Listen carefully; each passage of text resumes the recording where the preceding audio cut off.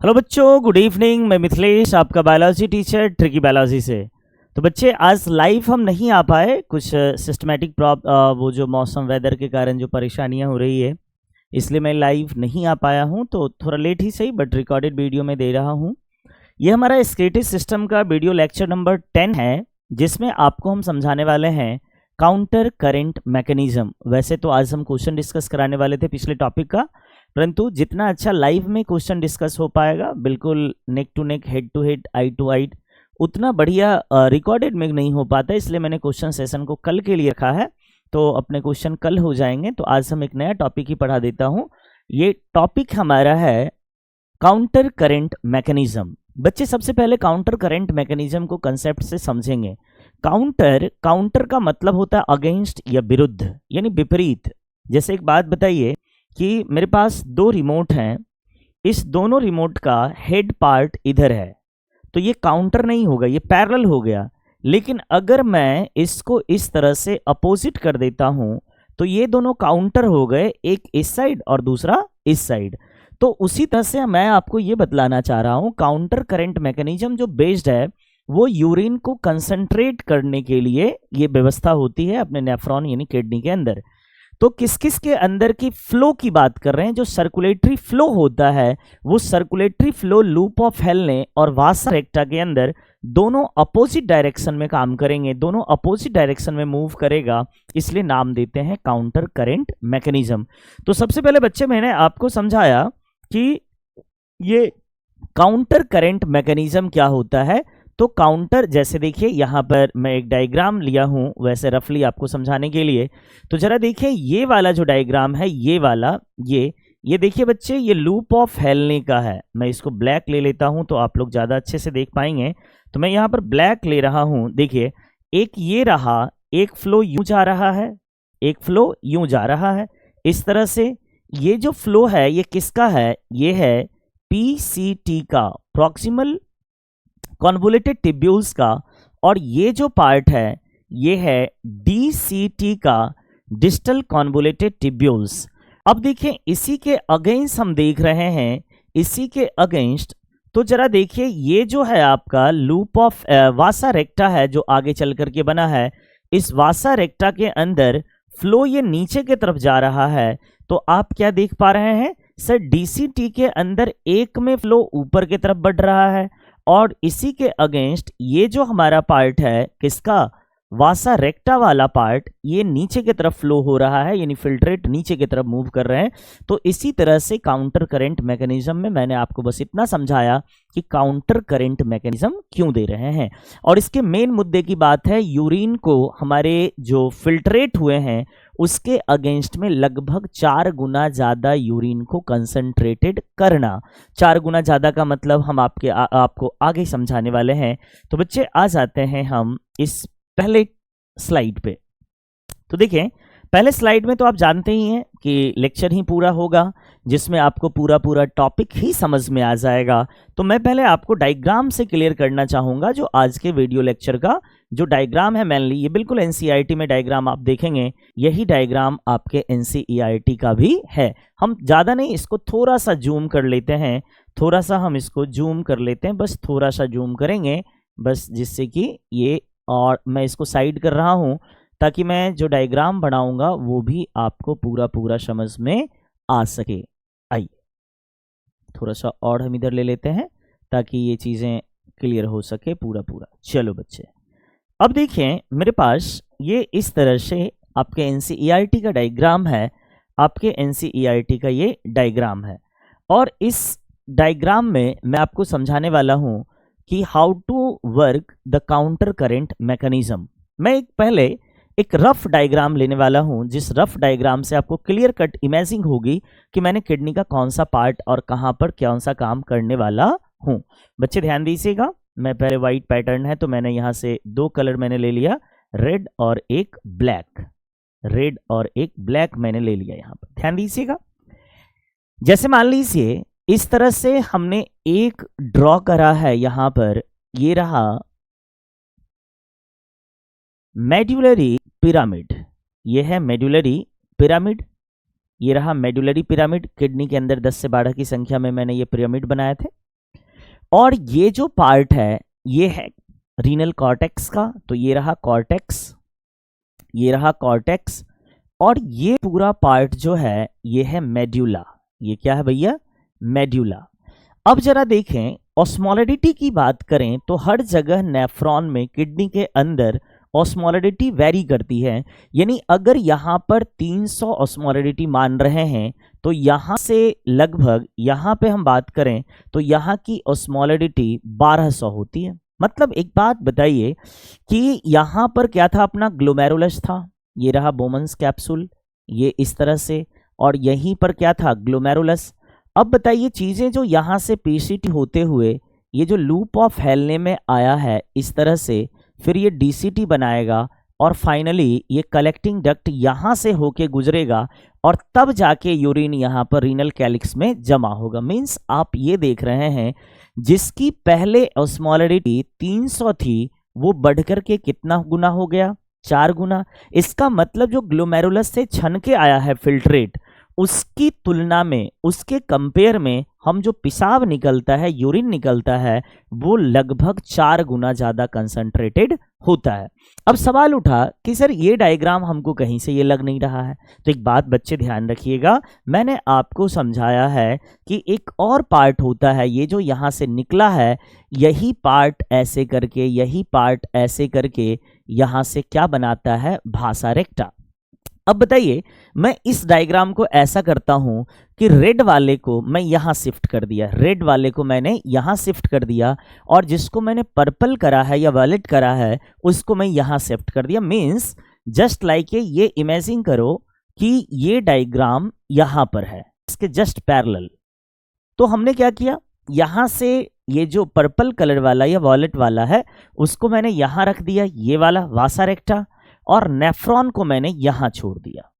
तो अब कंसेप्ट ये समझना है कि जैसे देखिए ये वाला जो रीजन मैंने ऊपर ये वाला पार्ट करा है दैट इज अ कॉर्टेक्स, तो मैंने यहां से ये देखो ये पार्ट ऊपर वाला सारा चीज क्या रहा? कॉर्टेक्स, और ये जो पार्ट है ये पूरा रहा क्या? मेड्यूला। ये क्या रहा? मेड्यूला।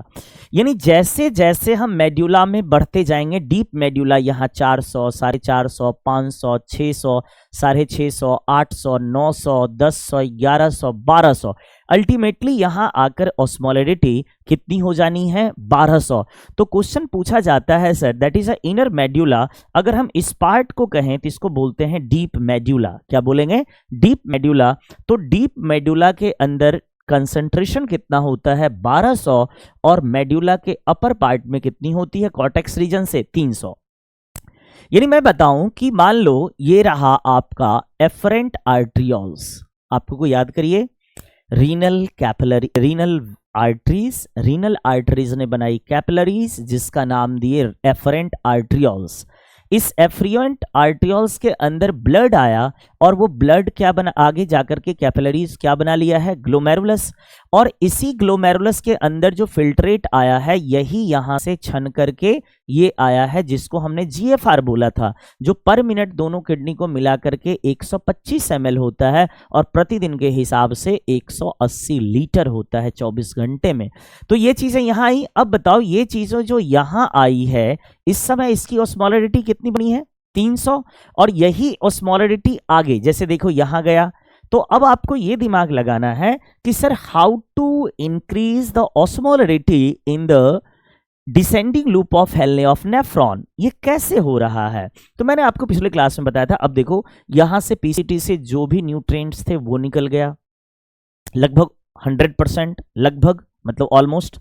उसके बाद जो इलेक्ट्रोलाइट्स थे वो 70 से 80% निकल गया और पानी भी कुछ निकला था। अब एक बात बताइए, मैंने आपको कहा चाशनी में चीनी डाला मैंने, उसमें पानी ज़्यादा पड़ गया, मैं चाह रहा हूं कि उसको गाढ़ा करें चाशनी को, तो आप क्या करिएगा? पानी को गर्म करिएगा। पानी गर्म करिएगा तो चीज़ें इवोपोरेट होंगी वाटर, और वाटर जैसे जैसे रिमूव आउट होता जाएगा, इवोपोरेट होता जाएगा, वैसे वैसे फिल्ट्रेट आपका कैसा हो जाएगा? कंसंट्रेटेड। सर मैंने बताया था कि ये जो पीसीटी का डिसेंडिंग लूप ऑफ हेलने है ये वाटर के लिए परमिएबल था। इसका मतलब जैसे जैसे यहाँ से वाटर रिमूव आउट होते चलेगा, ये वाटर निकलता जाएगा वैसे वैसे कंसंट्रेशन धीरे धीरे धीरे धीरे धीरे धीरे बढ़ता जाएगा और अल्टीमेटली जो पहले 300 था ऑस्मोलैरिटी वो बढ़ के कितनी हो जाएंगी 1200।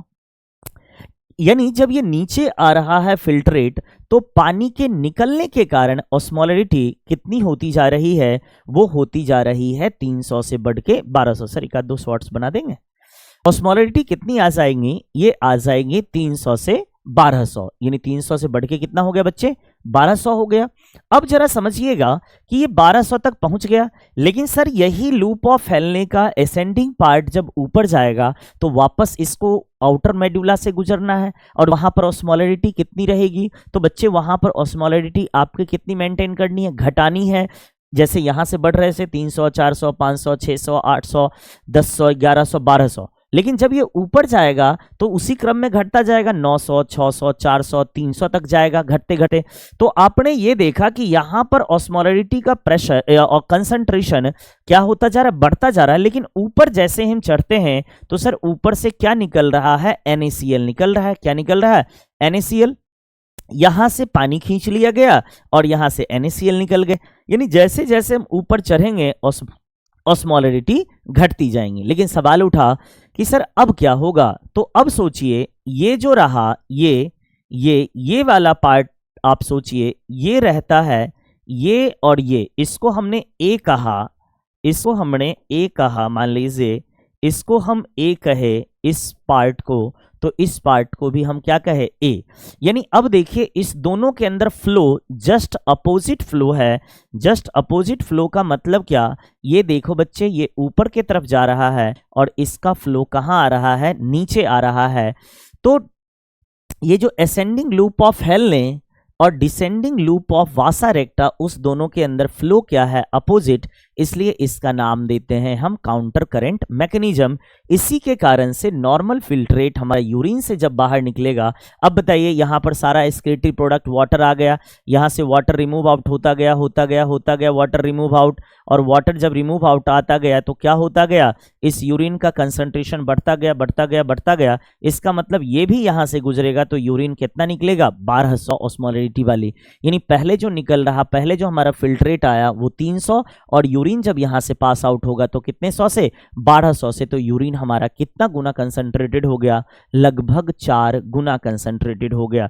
तो बच्चे सेम कंडीशन ये वासा रेक्टा के साथ है। तो अगर हम काउंटर करंट मैकेनिज्म की बात करें तो किसकी कंपेयर करेंगे, नेफ्रॉन और वासा रेक्टा की बात करेंगे, जो मैंने बेसिकली आपको यहां से समझा करके बतलाया। अब हम देखते हैं कंटेंट की तरफ, एक एक लाइन हम पढ़ते चलेंगे और आप ये रियलाइज करना कि क्या आपको समझ में आ रहा है या नहीं। सबसे पहला है mechanism of counter current of the filtrate, यानी फिल्ट्रेट जो हमारी किडनी ने ग्लोमेरुलस ने छाना है उसके अंदर काउंटर करंट मैकेनिज्म कैसे चलेगा। तो भैया हमने पहले ही बताया ये सारा जुगाड़ किसके लिए है, यूरिन को कंसंट्रेटेड करने के लिए। तो काउंटर करंट मैकेनिज्म किसके लिए है, mechanism of concentration of the filtrate, ये कंसंट्रेट करने के लिए है। पहला लाइन है mammals have the ability to produce a concentrated urine, यानी आपने देखा कंसंट्रेटेड यूरिन कितना गुना, ये लगभग 4 टाइम्स, कितने टाइम्स, ये लगभग 4 गुना कंसंट्रेट यूरिन निकालने की क्षमता होती है। तब ना हम कम भी पानी पीते हैं फिर भी हमारी बॉडी से पानी लॉस कम होता है और यूरिन ज्यादा से ज्यादा कंसंट्रेटेड होकर के निकलता है। फिर देखें the loop of Henle and vasa recta play and significant role. आपने क्या देखा बच्चे डायग्राम से, आपने डायग्राम से क्या देखा कि इस पूरे जुगाड़ में किसने हमारा इंपॉर्टेंट रोल प्ले करा है, ये किसके कारण यूरिन कंसंट्रेटेड हो रहा है, यानी नेफ्रॉन का लूप ऑफ हेले और वासा रेक्टा, इस दोनों के कारण ये जुगाड़ कंप्लीट हो रहा है। तो बच्चे पहले स्लाइड से आपको क्या ध्यान रखना है कि हमारे अंदर एबिलिटी होता है कि कंसंट्रेटेड यूरिन निकालें, लगभग कितना गुना कंसंट्रेटेड निकलता है, 4 गुना आपने समझ में ले लिया। और ये जो मैकेनिज्म चल रहा है किसका किसके जगह पे, तो हेलने लूप ऑफ हेलने, नेफ्रॉन का लूप ऑफ हेलने और वासा रेक्टा इसमें इंपॉर्टेंट यानी सिग्निफिकेंट रोल प्ले कर रहा है। इस स्लाइड पे बच्चे कोई दिक्कत नहीं होनी चाहिए, अक्षर बड़े बड़े लिखे हैं, स्क्रीनशॉट कर लें, आपको वक्त मिल गया है। और ये स्लाइड हम आगे बढ़ाते हैं। देखिए बच्चे अगले स्लाइड पे चलते हैं। तो अगला स्लाइड हमको ये सीखना है कि ये कंसंट्रेटेड यूरिन जो बन रहा है, ये कंसंट्रेटेड यूरिन का क्या कंसेप्ट है, यानी काउंटर करंट मैकेनिज्म कहते किसको है। देखें, the flow of filtrate in the two limbs of हेलने। सर टू लिम्स का मीन्स क्या, एक इस तरह से असेंडिंग लूप ऑफ हेलने, एक इस तरह से असेंडिंग लूप ऑफ हेलने, और दूसरा क्या कह रहा, ये डिसेंडिंग लूप ऑफ हेलने, और इधर वाला क्या हुआ है, असेंडिंग लूप ऑफ हेलने। यानी टू लिम्स ऑफ हेलने loop is in opposite direction. अब आप देखिए, इसमें सर ये डाउनवर्ड जा रहा है, इसमें ये डाउनवर्ड जा रहे हैं, इसमें ये अपवर्ड जा रहा है, यानी इस दोनों के अंदर अपोजिट होता है। एंड दस from the counter current, counter का मतलब अपोजिट डायरेक्शन, हम आपको बताए हैं counter current, the flow of blood through in to limbs of vasa रेक्टा also in counter current pattern. यानी ये हम बात करें तो इसका नाम दिए डिसेंडिंग लूप ऑफ हेलने, और इसका नाम दिए असेंडिंग लूप ऑफ हेलने। अब देखिए इधर से जो गुजरेगा, अभी हम आपने पहले भी डायग्राम में बतलाया कि अब जो यहां से ये गुजर रहा है, ये ब्लैक वाला, ये रहा ये, और ये रहा ऊपर की तरफ। यानी आपने क्या देखा कि सर ये जो लूप ऑफ हेलने है, इसमें भी अपोजिट डायरेक्शन जा रहा है, यानी दोनों लिम्स के अंदर, और ये जो वासा रेक्टा है, इस दोनों के अंदर अपोजिट डायरेक्शन जा रहा है। इसलिए हमने आपको नाम क्या दिया, काउंटर करंट मैकेनिज्म। 100% बच्चे आपको समझ में आना चाहिए, 100/100 आना चाहिए समझ में। तो मैंने आपको अभी तक बतलाया क्या काउंटर करंट मैकेनिज्म कहाँ कहाँ चलता है, वासा रेक्टा और लूप ऑफ हेलने के अंदर। क्यों नाम दिए हैं, अच्छा इसका क्यों जरूरी था काउंटर करंट मैकेनिज्म का, ताकि यूरिन 4 गुना ज्यादा कंसंट्रेटेड निकल सके। फिर हमने बताया इसका नाम काउंटर करंट मैकेनिज्म क्यों देते हैं, क्योंकि लूप ऑफ हेलने की दोनों भुजाओं में डायरेक्शन फ्लो का, फिल्ट्रेट का अपोजिट होता है, और उसी तरह से वासा रेक्टा के अंदर भी फ्लो क्या होता है, अपोजिट होता है, इसलिए इसका नाम देते हैं काउंटर करंट मैकेनिज्म। आगे चलते हैं बच्चे, अब हम आपको ऑस्मोलैरिटी की बात करेंगे। अभी मैंने कितना बताया था बच्चे, इस तरह से हमने क्या निकाला था, इस तरह से हमारा ये बना था कौन सा पार्ट, ये ऊपर वाला था कॉर्टेक्स, ये यहां पर आउटर मेड्यूला, और ये क्या था, इनर मेड्यूला। यहां से मामला कितने से शुरू होता था, 300 से। मामला कितने पर आता था, 1200 ऑस्मोलैरिटी पर लीटर के हिसाब से था। तो अब देखिए वही लाइन यहां पे लिख रहा है, यहां पर वही लाइन हमारा लिख रहा है, the interstitial fluid. What is a interstitial fluid, तो सर इसके अंदर नेफ्रॉन के अलावा इसके अंदर भी पूरे मेडुला के अंदर फ्लूइड भरा रहता है। इस मेडुला फ्लूइड यानी इंटरस्टिशियल फ्लूइड को आप क्या कह सकते हैं, मेड्यूलर फ्लूइड। ये जो हम बात कर रहे हैं, किसकी बात कर रहे हैं, इंटरस्टिशियल फ्लूइड का मतलब मेडुला के अंदर जो फ्लूइड भरा है उसकी, of the kidney is increase in osmolarity from 300 से 1200 ऑस्मोलैरिटी पर litre from the current of the centre of the inner medulla. यानी अगर हम बात करें यहां से लेकर के पूरे मेड्यूला की बात करें तो ये 300 से बढ़ के कितना हो जाता है, 1200 हो जाता है। This gradient is mainly caused by NaCl and urea. Examiner NEET का यहां से क्वेश्चन पूछा जाता है बच्चे कि आप बताइए इंटरस्टिशियल फ्लूइड के अंदर जो ऑस्मोलैरिटी बढ़ रही है वो किसके कारण बढ़ रहा है, तो बच्चे NaCl और यूरिया के कारण। अब मैं आपको डायग्राम से इस क्वेश्चन को फील कराता हूं कि ये कैसे आपने सीखना है, कैसे ये सीखे हैं आप। तो देखो बच्चे, हो क्या रहा है, हो ये रहा है कि जो हमारा असेंडिंग लूप ऑफ हेलने है वो क्या निकाल रहा है, NaCl, वो क्या निकाल रहा है, NaCl, और जो हमारा ये कलेक्टिंग डक्ट है वो क्या निकाल रहा है, यूरिया।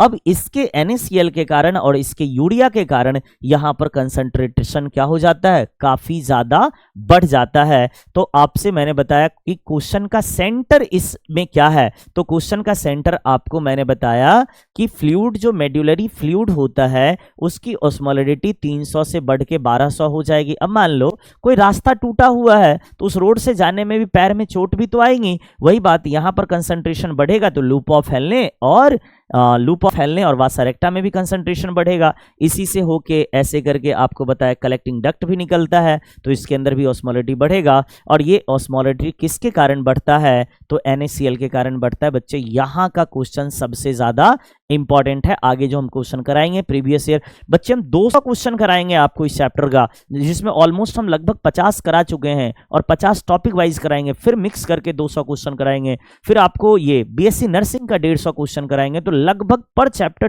250 से 300 क्वेश्चन हमें कराने हैं।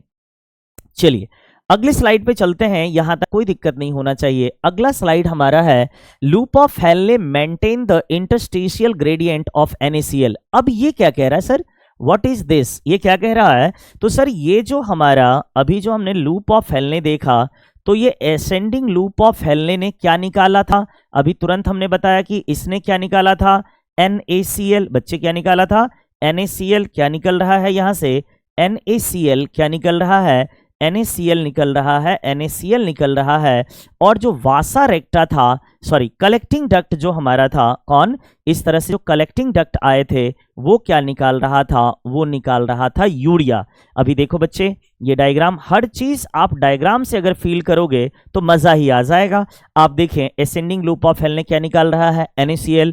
और कलेक्टिंग डक्ट क्या निकाल रहा है? यूरिया निकाल रहा है। तो इन चीजों से आप देखो, हम तो अब हमको कहोगे कि सर आज तक आपने किताब नहीं उठाया फिर भी हमें पूरा पढ़ा लेते हो। तो इसका सबसे बड़ा कारण है कि मैंने अपने जमाने में डायग्राम बहुत अच्छे से सीखा था। पूरा रिवीजन हम डायग्राम के बेस पे कर सकते हैं।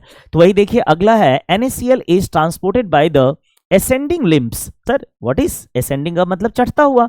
तो आपने देखा ना असेंडिंग लिम्ब्स ने क्या निकाला है? NaCl निकाला है of हेलनेस which extend with the descending limb of vasa recta, descending loop of limb of vasa recta। मतलब एक्सचेंज की बात कर रहा है। अब देखो बच्चे मैं आपको बताऊं एक्सचेंज का मतलब, यहां से NaCl निकला है, यहां से क्या निकला है? NaCl। और ये किसके कारण निकला है? यहां से निकला असेंडिंग के कारण, और यहां से किसके द्वारा निकला है? मतलब यहां से भी असेंडिंग के द्वारा और यहां से डिसेंडिंग के द्वारा। यहां से निकला है असेंडिंग से और कहां चला गया है? डिसेंडिंग के अंदर। यानी बार बार तालमेल मिला के चल रहा है सिस्टम, ताकि अंदर की ऑस्मोलिटी हमेशा बढ़ी रहे। तो देखिए बच्चे इसमें हमने आपको पहला लाइन आपको क्या समझाया? लूप ऑफ हेल ने maintain the interstitial gradient of NaCl। NaCl is transported by the ascending loop of Hellness loop which extend with the descending limb of vasa recta। NaCl is returned to the interstitial by the ascending part of vasa recta।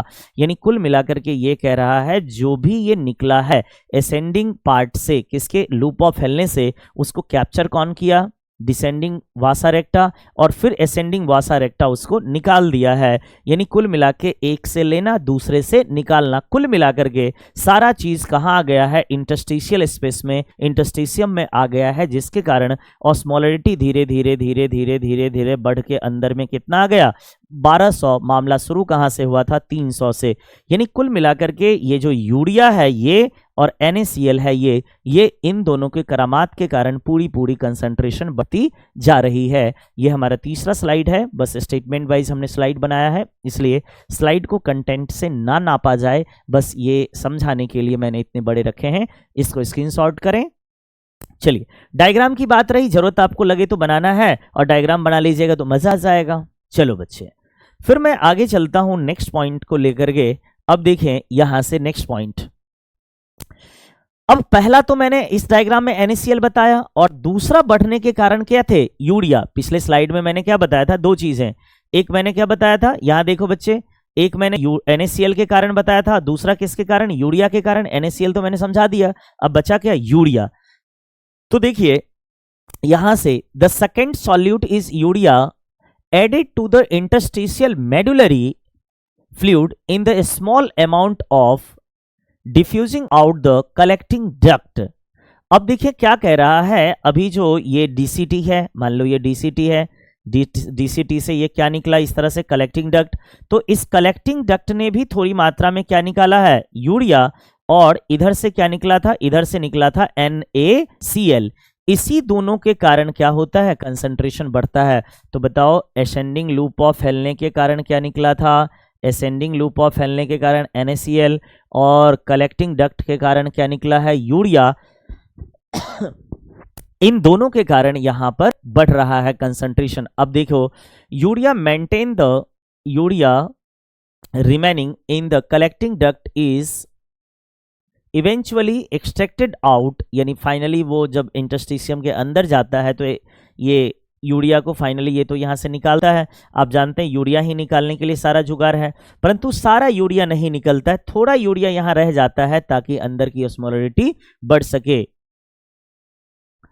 Urea reenters in the ascending limbs, thin segment of the loop of हेलने is diffused. मतलब कुल मिलाकर के यहाँ से जो निकला है उसमें से कुछ यूरिया इसके अंदर चला गया है ताकि यहाँ का भी कंसंट्रेशन बना रहे। यानी कुल मिलाकर के सारा जुगाड़ इसी पर आधारित है कि किसी तरह से यूरिन से ज़्यादा पानी को निकलने ना दिया जाए। आप लोग इसे स्क्रीनशॉट कर लेंगे। बातें घुमा फिरा के एक ही चीज़ें कह रहा है, इंटरस्टिशियम के अंदर हमें मेंटेन करना है ऑस्मोलरिटी, जिससे उससे होकर जो यूरिन निकले वो ज़्यादा से ज़्यादा कंसंट्रेटेड निकले। अब हम चलते हैं बच्चे अगले स्लाइड के ऊपर। तो अगला स्लाइड हमारा ये रहा। अब अगला स्लाइड में ये जो सारा जुगाड़ हो रहा है special arrangement of vasa recta and loop of हेलने के कारण, this special arrangement of loop of या फिर हेलनेज loop and vasa recta is called counter current mechanism. यानी इसको काउंटर करंट मैकेनिज्म हम इसलिए दे रहे हैं क्योंकि ये दोनों के दोनों अरेंजमेंट इस तरह से हैं। This mechanism helps in maintain A concentration gradient in the medullary interstitial. हमने आपको पहले ही आपको समझा दिया था कि सारा ये जुगाड़ ही चल रहा है मेडुला के अंदर कंसंट्रेशन को मेंटेन करने का। तो ये भी आप लिख लेंगे। चलिए स्क्रीनशॉट कर लीजिएगा फटाक से। चलो बच्चे, आज के क्लास का लास्ट स्लाइड हमारा ये है। कल का क्वेश्चन हमारा क्वेश्चन पर आधारित रहेगा। अब देखें, यहां से लिखा है presence of such interstitial gradient helps in easy passing of water from the collecting duct. Sir एक बात बताइए कि जो कलेक्टिंग डक्ट के अंदर यूरिन आया है, मान लीजिए इसके अंदर जो यूरिन आया है, इस यूरिन के अंदर क्या है, यूरिया है और क्या है वाटर है। अब सोचो ये सारा वाटर अगर पेशाब के साथ निकल जाए तो आदमी पानी पीते पीते एक तरफ से पीते जाओ, एक तरफ से निकालते जाओ। बच्चे हम जब छोटे थे ना, आप लोग भी करे होंगे, तो मन में ये आया था कि जब पेशाब के सारे पानी निकलता है तो प्रैक्टिकली क्यों ना करा जाए। जब छोटे थे ना तो एक गिलास से पानी पी रहे हैं और इधर से सूसू कर रहे हैं, पता चलता पानी पीना बंद नहीं हुआ, पानी पीना जारी है लेकिन पेशाब होना बंद हो गया। सर ये पाइप तो नहीं ना है जो सीधा सीधा चलता रहेगा। इसका मतलब जो हमने पानी पिया वो ब्लड में जाएगा, ब्लड से फिर ग्लोमेरुलस में जाएगा, ग्लोमेरुलस से ग्लोमेरुलस GFR बनेगा, GFR से आगे PCT में आएगा, PCT से डिसेंडिंग लूप ऑफ हेलने आएगा, डिसेंडिंग लूप ऑफ हेलने से असेंडिंग लूप ऑफ हेलने आएगा, असेंडिंग लूप ऑफ हेलने से DCT आएगा, DCT से कलेक्टिंग डक्ट आएगा, वहां से पानी जरूरत के अनुसार खींचा जाएगा और अगर पानी ज्यादा है तो उसे एक्सक्रीट आउट करा जाएगा। ये सारा पूरा मैकेनिज्म होगा।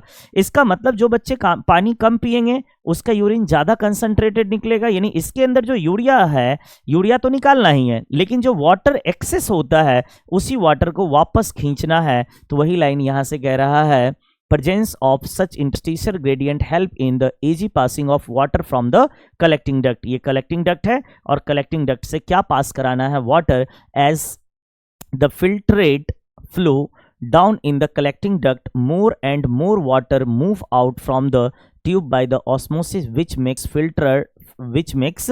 filtrate hypertonic। अब देखो व्हाट इज हाइपरटोनिक। जो हमारा फिल्टर आया था उसकी ऑस्मोलरिटी कितनी थी, 300, वो था हाइपोटोनिक, काफ़ी ज़्यादा पानी की मात्रा थी। लेकिन हम लोग जो पेशाब निकालते हैं हाईली कंसंट्रेटेड, जो कंसंट्रेटेड सॉल्यूट होंगे उसी के लिए नाम क्या दिया है, हाइपोटोनिक टू द ब्लड। यानी जो हमारा ब्लड था उसकी तुलना में पेशाब 4 गुना गाढ़ा होने वाला है। अब आप देखें, human kidney can produce urine nearly 4 times. देखिए नीट का ये भी क्वेश्चन पूछा गया है, जो हम लोग ह्यूमन का जो किडनी होता है वो कितना गुना गाढ़ा यूरिन को निकाल सकता है, लगभग 4 गुना। क्योंकि आपने सीखा कि ऑस्मोलरिटी यहाँ पर कितनी थी, 300, और डीप मेडुला के अंदर कितनी थी, 1200, और आगे इसी मीडियम से गुजरना भी है तो यूरिन भी तो 4 गुना ज़्यादा कंसंट्रेटेड निकलेगा। Then the interstitial fluid formed, ये किसके कारण हो रहा है, इंटरस्टिशियल फ्लूइड के कारण हो रहा है। तो बच्चे आप इसका स्क्रीनशॉट कर लेंगे, आप इसका स्क्रीनशॉट कर लें, तब मैं आपको 2 मिनट में और मैं आपको ये डायग्राम दोबारा बतला देता हूँ। ये डायग्राम तो पूरा हम आपको समझा देते हैं एक बार फिर से। बच्चे देखिए, हम आपको पढ़ा रहे हैं काउंटर करंट मैकेनिज्म पढ़ाया आपको। काउंटर करंट मैकेनिज्म में बेसिक क्वेश्चन क्या आने, बेसिक नहीं हायर लेवल ऑफ क्वेश्चन क्या आ सकते हैं। सर काउंटर करंट नाम क्या दिए हैं, क्यों दिए हैं, क्योंकि लूप ऑफ फैलने के लूप ऑफ फैलने के डिसेंडिंग और असेंडिंग लूप के अंदर फिल्ट्रेट का फ्लो अपोजिट है, एक कारण। दूसरा कारण सर वासा रेक्टा के डिसेंडिंग और असेंडिंग के अंदर भी फ्लो अपोजिट है, दूसरा कारण। तीसरा वासा रेक्टा के असेंडिंग और लूप ऑफ फैलने के असेंडिंग, इसके अंदर भी अपोजिट है। लूप ऑफ फैलने का डिसेंडिंग और वासा रेक्टा का डिसेंडिंग, इसके अंदर भी फ्लो क्या है, अपोजिट है, इसलिए नाम दिए काउंटर करंट मैकेनिज्म। दूसरी बात सर काउंटर करंट मैकेनिज्म का रोल क्या है, महत्व क्या है, तो काउंटर करंट मैकेनिज्म का महत्व है यूरिन को कंसंट्रेटेड करना। कितना गुना कंसंट्रेटेड करना, 4 गुना। और ये किसके कारण हो रहा है, मेड्यूला के इंटरस्टिशियल स्पेस में कंसंट्रेशन के कारण। तो बच्चे इनर मतलब आउटर मेड्यूला के अंदर कितना सा ऑस्मोलरिटी, 300। जैसे जैसे नीचे डीप मेड्यूला बढ़ता गया वैसे ही ऑस्मोलरिटी बढ़ती गई। मैक्सिमम टू मैक्सिमम कितना पहुंचा, 1200। इस 1200 ऑस्मोलरिटी को मेंटेन करने में कितने सॉल्यूट इंपॉर्टेंट रोल प्ले कर रहे हैं, 2। एक कौन है, यूरिया, दूसरा कौन है, NaCl। सर NaCl कौन रिलीज कर रहा है, असेंडिंग लूप ऑफ हेलने। और यूरिया कौन रिलीज कर रहा है, सर यूरिया रिलीज कर रहा है हमारा कलेक्टिंग डक्ट। क्या सारा यूरिया डिस्चार्ज करेगा, नहीं सर, थोड़ी मात्रा में, ताकि ऑस्मोलरिटी मेंटेन रहे। तो ये पूरा हमने आपको मैकेनिज्म समझाया, यही था काउंटर करंट मैकेनिज्म। बच्चे लास्ट क्लास हमारा बचा हुआ है, अंतिम क्लास कल होगी, जिसमें हम अगर क्वेश्चन कराते हैं तो एक क्लास और बढ़ा देंगे। तो कल हमारा रहेगा क्वेश्चन पर आधारित, और क्वेश्चन हम लगभग मान के चलो ना 20-25 क्वेश्चन करेंगे। और उसके बाद एक टॉपिक अंतिम बचेगा रेगुलेशन ऑफ किडनी, और रेगुलेशन ऑफ किडनी के बाद एक आपको और पढ़ना होगा जिसका नाम देते हैं डायलिसिस, आर्टिफिशियल किडनी। तो ये 2 टॉपिक हमारे बचे हैं, जो कल हम 2 टॉपिक आपको कंप्लीट करा देंगे। या तो छोटे छोटे 2 वीडियोस हम बना लेंगे, या तो लाइव में जितना हो पाएगा कल करा देंगे। रेगुलेशन बड़ा शानदार है, उससे नीट में इस वर्ष 1 क्वेश्चन आए थे और लगातार आता रहता है। बच्चे लेता हूं मैं आपसे विदा। अगर आपको वीडियो ये अच्छा लगा हो तो अपने दोस्तों में शेयर जरूर करेंगे। जैसा आपका रिव्यू रहा कमेंट जरूर करेंगे। बहुत बहुत धन्यवाद। Good night.